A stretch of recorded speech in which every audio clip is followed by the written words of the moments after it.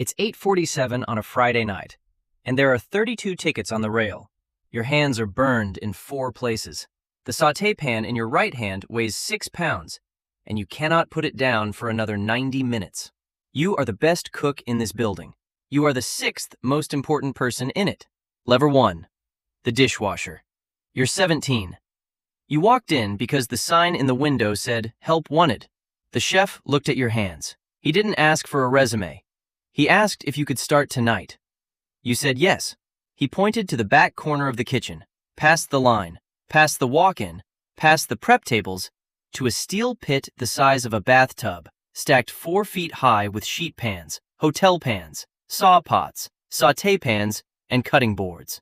The floor around it is a shallow lake of gray water. The walls are slick with steam. A machine built sometime in the 80s sits at the center, with a cracked handle and a temperature gauge that reads 180 degrees. That machine is your entire life now. You spray, you rack, you push, you pull, you stack. The water scalds your forearms red in the first hour. Your shirt is soaked through in 20 minutes. The degreaser cracks your knuckles open by the 3rd night. The cooks throw pans into your pit without warning. Behind, someone yells. Behind means more is coming. Behind means move. Nobody learns your name. You are Dish. You are the new kid. You are invisible. The servers walk past you like furniture. The chef has never made eye contact with you. You exist as a function. Dirty things go in, clean things come out. That is your entire contribution to a restaurant that serves 140 covers on a Tuesday. You take the bus home at midnight. You smell like the inside of a drain. You make €9 an hour. But something happens that you don't expect. You start watching the line. You watch the saucier move 6 pans at once without looking. You watch the garde manger plate a terrine with tweezers in 11 seconds. One night after service, a commis leaves half a case of leeks unprepped. The sous chef is furious. You come in 2 hours early and prep them yourself. Nobody asked you to. The sous chef finds them cleaned, trimmed, and stacked, labeled with your initials and the date. He doesn't say thank you. He looks at the leeks. He looks at you. He says, "Come in tomorrow at 6. Level 2. The commis. You're 19. You have been promoted to the lowest rung of the classical brigade. The commis. The apprentice who does what he's told and learns by proximity. Monday, you're on garde manger. Tuesday, you're breaking down whole ducks. Wednesday, you're picking chervil for 4 hours, because the chef wants every sprig the same length. You learn knife skills from 1,000 repetitions. You brunoise shallots until your cutting board looks like a fine-grained mosaic. You cut yourself constantly at first. The sous chef hands you a plaster and tells you to keep going. You learn to curl your fingers. You learn that your knife is more important than anything else you own. You arrive at 6 in the morning and you don't leave until midnight. 18-hour days, 6 days a week. You make €13,000 a year. Your room is a studio above a laundrette with a hot plate you never use. You eat staff meal standing up over a bin. You sleep 5 hours and you come back. The chef runs the kitchen in the classical French model. He studied under a man who studied under a man who trained at Le Pavillon. The language of the kitchen is French, even when the cooks aren't. Mise en place. Coup de feu. A point. You learn the vocabulary the way an altar boy learns Latin. You stage at a 2-star restaurant in Lyon for 3 weeks. You work for free. You sleep on a couch that belongs to another stagiaire's cousin. You pay for your own travel. The stage is an audition disguised as education. They don't offer you a job. They give you a reference letter. That letter is worth more than 3 months of pay. You learn the 5 mother sauces. You learn to make a demi-glace that takes 2 days. You learn that classical technique is not a style, it is a foundation. Everything built on top of it rests on the ability to make a stock, build a sauce, and roast a piece of meat correctly. You can do all 3 now. You cannot yet do them under pressure with 32 tickets on the rail. That comes next. Level 3. The chef de partie. You're 22. You run a station. Chef de partie. You're on fish. Every turbot, every sole, every sea bass, every lobster that reaches a table has passed through your hands. If it's wrong, it comes back, and the chef looks at you, and you feel it in a place that has nothing to do with your stomach. Your first Friday service on fish nearly ends you. The printer fires 14 tickets in 7 minutes. You have 9 pans going, 3 ovens holding, and a lobster that needs to rest for exactly 90 seconds. The chef calls fire on table 6 and table 9 simultaneously, and you realize both tickets contain the turbot, which takes 11 minutes, and you started table 9 40 seconds late. You are behind. Behind in a Michelin kitchen means the table waits. The table waiting means the maitre d' is at the pass. The maitre d' at the pass means the chef is looking at you. You recover. The turbot goes out 19 seconds late. Nobody in the dining room knows. The chef knows. 19 seconds. He says it like a doctor naming a tumor. You work 6 days a week, 14 hours a day. You make 21,000 euros a year. Your hands are a map of the job. A long white scar on the left index from a mandolin. A shiny pink patch on the right forearm from a sauté pan that slipped on a Saturday night. Your lower back starts to hurt in month 4 and never fully stops. You're 23 years old and your body is already keeping a tab. Your girlfriend leaves during your 2nd year on the station. She says she never sees you. She's right. You work every Friday, every Saturday, every Valentine's Day, every New Year's Eve, every Mother's Day. The days that matter to people outside this building are the days this building needs you most. You don't argue. You know she's right. You also know you're not going to change. Level 4. The Sous chef. You're 26. The chef promotes you to sous chef, 2nd in command. You are now responsible for everything that happens in this kitchen when he is not in it, and he is increasingly not in it. You write the prep lists. You build the schedules. You place the orders at 5 in the morning, calculating covers against product against what's already in the walk-in. You manage food costs. The owner wants 30%. You're running at 33. You find the 3 points in portion adjustments and a cheaper supplier for butter. Nobody notices. That's the job. You hire and fire. Turnover runs 75% a year. You stop learning an AIMS until someone survives 6 weeks. You interview candidates in a tiny office behind the walk-in that smells like cardboard and old coffee. You look at their hands. You look at their shoes. You know within 90 seconds. You run service from the pass when the chef is at a press event or opening the 2nd location. The line looks to you. The printer screams. 38 covers and table 7 has been waiting 35 minutes. The server is white-faced. You call fire on 3 tickets simultaneously, plate 2 amuse-bouches with your left hand, wipe a rim with your right, and send the runner before the sauce on the lamb breaks. Nothing leaves the pass that you haven't approved. You work 70 hours a week. You make 38,000 euros a year. Your back is a daily negotiation. Your feet are a permanent problem.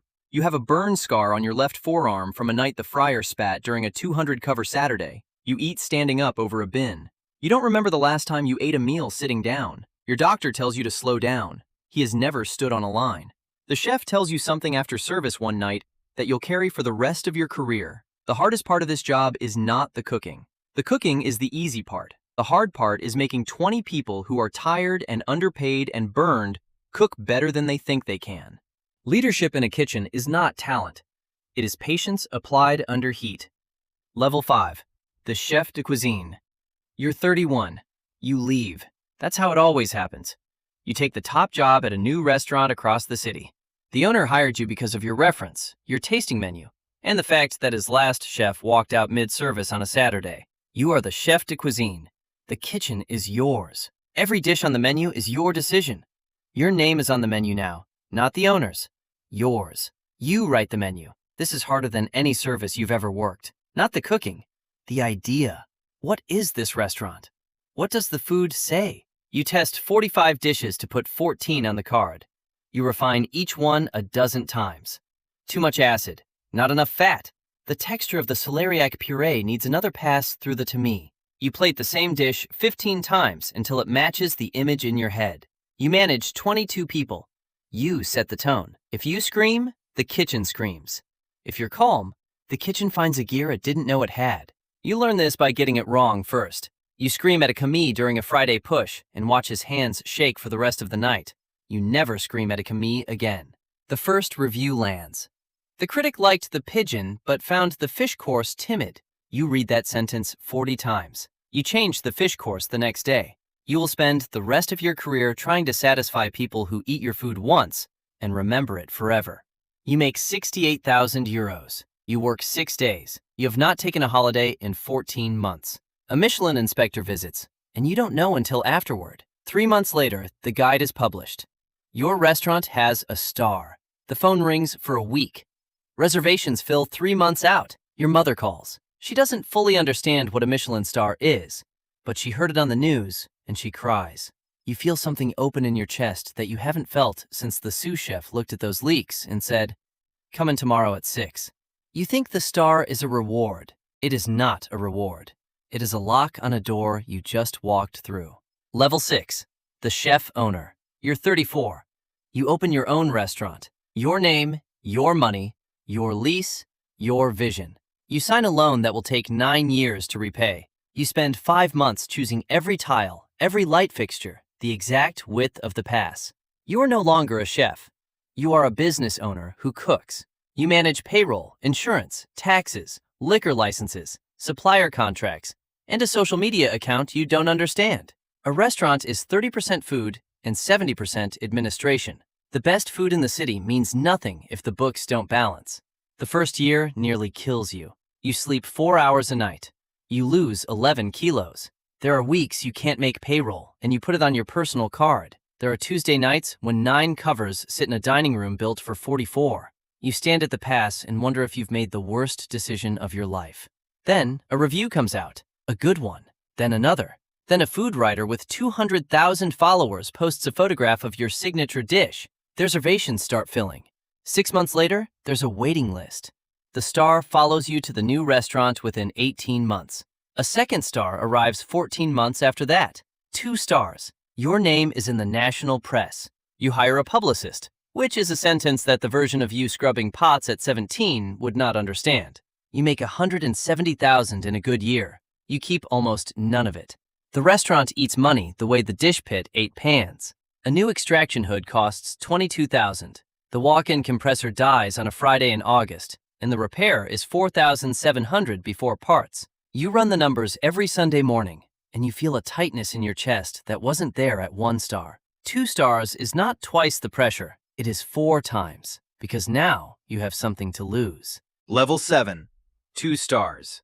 You're 38. 44 covers a night. 14 courses on the tasting menu. Every plate touched by tweezers. Every Y sauce strained 3 times. Every protein temped to the 10th of a degree. You employ 31 people. 11 are in the kitchen. The rest are front of house, admin, cleaning, a sommelier, and a pastry chef whose chocolate work you privately consider better than your silver was. You don't cook during service anymore. You expedite from the pass. You taste. You inspect. You send back a plate because the micro herbs are a centimeter out of position. Your sous chef watches you do this and says nothing. A centimeter is the difference between 1 star and 2. You cook a 4-hands dinner in Copenhagen with a 3-star chef. You spend the entire flight home thinking about how his kitchen moved differently from ours. There was a silence in it that yours doesn't have. You start working on the silence. Your wife tells you that your son drew a picture of the family for school. You're not in it. She says it gently. You sit in the car outside the restaurant for 12 minutes before you go inside. You go to the pass and call fire on the first ticket, and the evening begins, and the picture stops existing until you get home at 1 in the morning and find it on the fridge. Your mother asks you when you last had a day off. You change the subject. She asks again. You tell her you don't remember. She is quiet on the phone for a long time, me. You are 41. The 3rd star arrives. Michelin calls your publicist on a Monday. 3 stars. There are roughly 140 3-star restaurants in the world. You are one of them. Champagne in the kitchen. Your mother calls again. This time she understands what it means. Level 8. 3 stars. 3 stars changes everything. The dining room is full every night for 8 months. The waiting list is 11 weeks. Food writers fly from Tokyo and Sao Paulo to eat your food. Your face appears in a magazine you used to read as a Commis. You give interviews. You smile in photographs. You describe your philosophy. Behind the photographs, your life has a texture nobody outside the kitchen sees. You arrive at 7 and leave at 1. You taste every sauce twice. You inspect every plate. You walk the dining room before service and adjust the angle of every fork. 3 stars is not a kitchen. It is a performance that runs 6 nights a week with no understudies and no margin for error. Your food costs run at 38%. At 2 stars, it was 31. The ingredients required to hold 3 stars are not incrementally more expensive, they are categorically more expensive. Your annual spend on ingredients alone is 410,000 euros. Your accountant tells you the restaurant is profitable by 4%. A single bad month erased that. You lose your best sous chef. He leaves to open his own place. You trained him for 6 years. You wrote his reference. You are proud of him and devastated by his departure in equal measure. Finding a replacement takes 4 months. During those months, you work every station that falls behind. Your body is 43, and it does not recover the way it did at 26. You hear about Bernard Loiseau. You've always known the story, but you hear it differently now. 3 stars. The rumor that Michelin might remove one. The pressure that accumulated until the man could no longer carry it. He died in 2003. You think about Benoit Violier, 3 stars at the Restaurant de l'Hôtel de Ville, who died in 2016. The greatest honor this profession can give you is also the thing that can destroy you. You don't say this to anyone. You stand at the pass at 7:45 on a Tuesday and taste the bisque and adjust the salt and send it.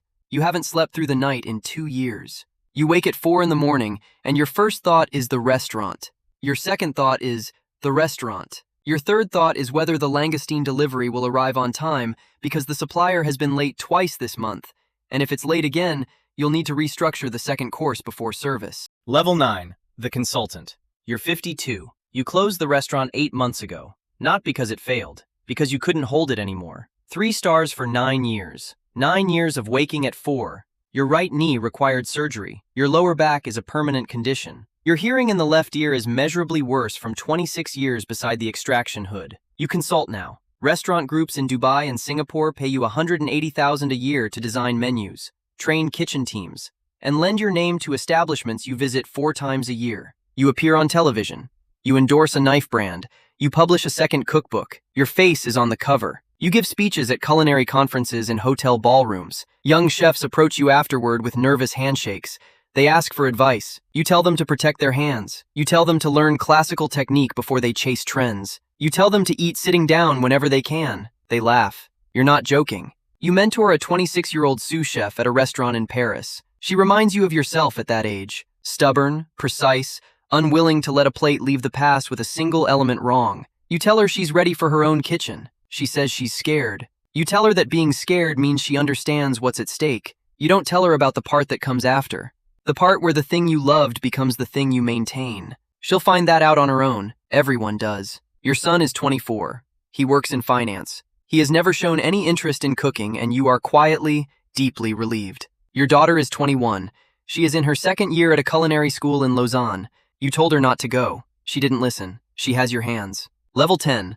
The star returned. You're 58. You are sitting in a small kitchen in a village in the south of France. The restaurant seats 26. The menu changes every day based on what arrives from the market and the garden behind the building. There is no publicist. There is no waiting list. There is you, a sous chef who has been with you for 3 years, and 2 commis who come in at 7 and leave by 11. You returned a star. You called Michelin and told them you no longer wish to be evaluated. Sébastien Bras did it in 2017. Marco Pierre White did something similar in 1999. The call lasted 4 minutes. The woman on the phone was polite. The press called it a statement. It was not a statement. It was a man who woke up at 4 in the morning for 9 years and decided he wanted to wake up at 6. It was a man who tasted 14 sauces a night for 20 years and wanted to taste 1. You cook every service. You butcher the fish yourself. You make the stock yourself. You plate every dish and carry some of them to the table. The dining room is small enough that you can see the faces of the people eating your food. You couldn't see them at 3 stars. The kitchen was behind a wall. Here they are 6 meters away, and you can watch a woman close her eyes when she tastes your bouillabaisse. That expression is worth more than a star. You know that now. It took you 41 years to learn it. Your hands are a record of the profession. A long white scar on the left index from a mandolin in year 1. A shiny patch on the right forearm from a sauté pan that slipped when you were 23. A slight bend in the right ring finger from a tendon you tore deboning lamb at 4 in the morning. Your knees are surgical. Your back is managed. Every one of these is a receipt from a career that took everything and gave back something that can't be measured. Your daughter calls on Sundays. She's running fish at a 1-star in Paris. She tells you about the turbot. She tells you the chef said her sauce was 2 seconds late and she thinks about it every night. You listen. You don't tell her it never stops. You cook dinner for your wife. a piece of dorade, some beans from the garden, a beurre blanc you could make with your eyes closed. You played it simply. You wipe the rim. Old habits. She tells you it's delicious. She's told you that 10,000 times. It still matters. It might be the only review that ever truly mattered. The kitchen is quiet. The printer is off. Your hands are still. Somewhere right now, a 17-year-old is standing in a dish pit for the first time. The floor is wet. The machine is broken. His hands will crack and bleed within a week. He doesn't know about the burns, or the 14-hour shifts, or the holidays he'll miss, or the marriages that won't survive his schedule. He doesn't know that in 4 years, he'll be a commis at a restaurant that will earn its first star. He doesn't know that the chef watching him through the pass right now started in the same pit 30 years ago and sees something in the way the kid stacks the pans. Something stubborn.